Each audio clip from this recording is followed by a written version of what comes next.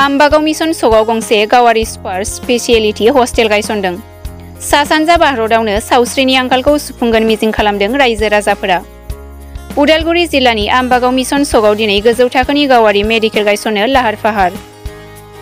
Davidson भवरा memorial super hostel मुंनि हस्टेलनि सोरगिदिं बेरानि गाहाय खुन्थिया गायसननाय गोथार हाबाफारियाव हस्टेलनि बिगोमा चित्तरन्जन भवरा, बिबिसिनि लोगो आफादगिरि, सावस्रि बिफाननि जइन्ट डिरेक्टर, सावस्रिगिरि समाज सिबियारि, मिरु योगा सामलाय आफादनि आफादगिरि रामबेसर बसुमतारी, मिशनारि मण्डली पास्टरफोर, सोलोंथाइगिरि, आम्बागाव दखरा एबसुनि गाहाय नेहाथारि अमित दैमारिजों लोगोसे गोबां समाज अनसायगिरि रायजो राजाफोरा बाहागो लाना सुपार स्पेशियेलिटी हस्टेल बानायनो मोजां खामानि मावनायनि थाखाय नुजाथिनाय सुबुंफोरा गोजोननाय आरो जौगानाय हास्थायो।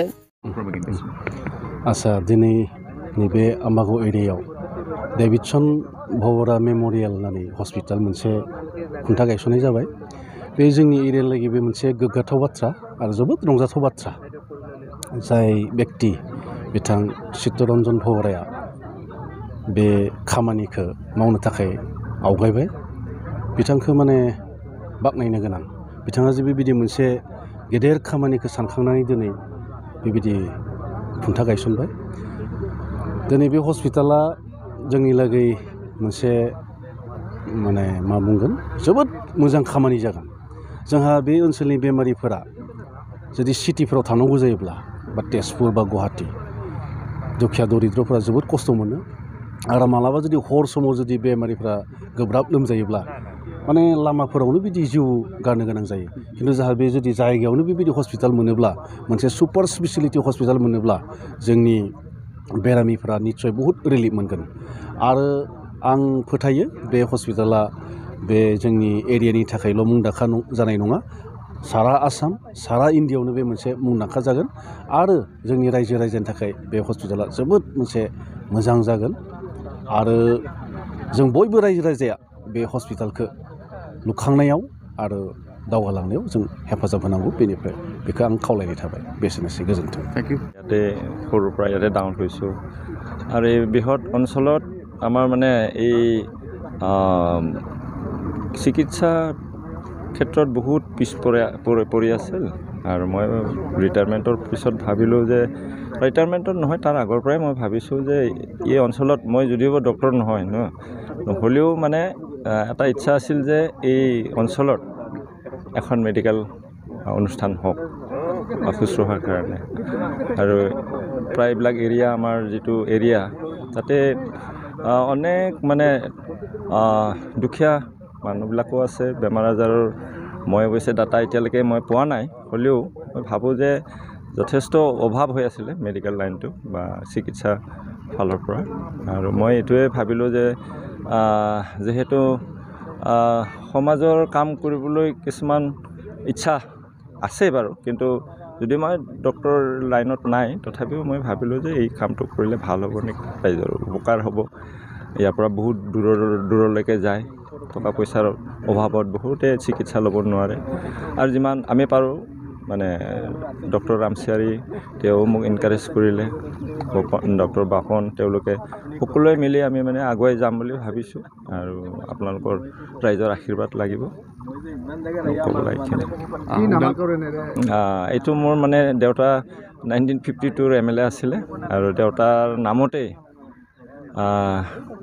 ডেভিডson ভৱৰা মেম'ৰিয়েল হস্পিটাল বুলি নামাকৰণ কৰি আমি মানে আৰম্ভ কৰিছোঁ। কিমানজন বেড, কিমানজনৰ বেমাৰী বেড? এইটো একচুৱেলি আমি আমাৰ প্ৰভিজনেল চাৰ্টিফিকেট যিটো NOC মতে 50 বেডেড হ'ব। 50 বেডেড। মানে উন্নত ধৰণৰ আপোনালোকে চিকিৎসা আমি যিমান পাৰোঁ চেষ্টা কৰিম। সকলোৰে সহযোগিতাটো লাগিব। কিন্তু এটা কথা ওদালগুৰি হিচাপে মানে ইয়াত মানে কেঞ্চাৰৰ বেমাৰ আটাইতকৈ বেছি। হয়। ইয়াৰ কাৰণে মোৰ ডাটা হাতত নাই, তথাপিও ভাবিছোঁ সকলো ফালৰ পৰা আমি ছুপাৰ স্পেচিয়েলিটি হস্পিটেল হ'ব যেতিয়া সেইবিলাকো থাকিব, অনুষ্ঠান থাকিব। ডক্টৰবিলাকক আমি যিমান পাৰে ভাল ডক্টৰে আনিবলৈ চেষ্টা কৰিম আৰু এইটো সমাজৰ কাম বুলি আৰু আগুৱাই যাম। আপোনালোকৰ সকলোৰে আশীৰ্বাদ লাগিব। ৰাইজলৈকে এবাৰ জনাব নেকি? তেওঁলোকক আহ্বান মানে মোক যিখিনি পাৰে সহযোগিতা কৰক, তেওঁলোকৰ ব্লেছিংছ লাগিব, আশীৰ্বাদ লাগিব, আৰু অকলে কৰা বস্তু নহয়, এইটো বহুত ডাঙৰ প্ৰজেক্ট, গতিকে সকলো ফালৰ পৰাই আমি আপোনালোকৰ ৰাইজৰ আমি आशीर्वाद বিচাৰিম। ओनसोलनि सुबुं जानानै मा फोरमायगोन?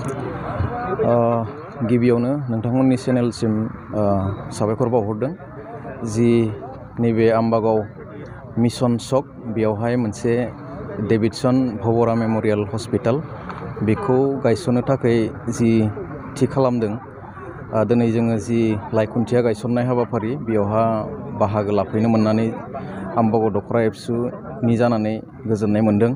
आरो जोंनि ओनसोलाव बेबायदि जि मोनसे गोजौ थाखोनि हस्पिटाल जोंनि गेजेराव जों मोननो हादों, आरो बेखौ जाया माने बानायनो थाखाय लाहार फाहार खालामदों बिथांमोना जाहाथे मोजाङै जाफुंसार होनो हायो, आरो बियो जोंनि ओनसोलनि थाखाय जोबोद माने मोजां होननानै जों बुंनो हायो।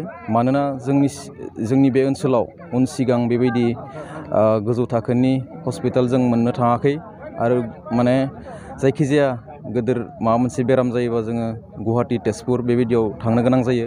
बेयावहाय जोङो आम्बागाव दखरा दुलाराय बर' फरायसा आफाद हिसाबै जों स्टुडेन्टस अर्गेनाइजेसन हिसाबै जोङो फोरमायनो नागिरदों रायजो राजानिसिम, जाहाथे बे हस्पिटालखौ बानायनायाव साफ्रोमबो मदद आरो हेफाजाबखौ जोङो होनांगौ, आरो जोंबो जोंनिफ्राय जेसेबांखिनि हायो जोङो जेब्लायबो जों हेफाजाबखौ होलांगोन, आरो जाहाथे बे हस्पिटाला मोजाङै जाफुंसारथों होननानै जोङो आफा इसोरनियाव जों आर'ज गाबदों। आरो आंनि बुंनायखौ आं बिसिनियावनो फोजोबबाय। गोजोन्थों।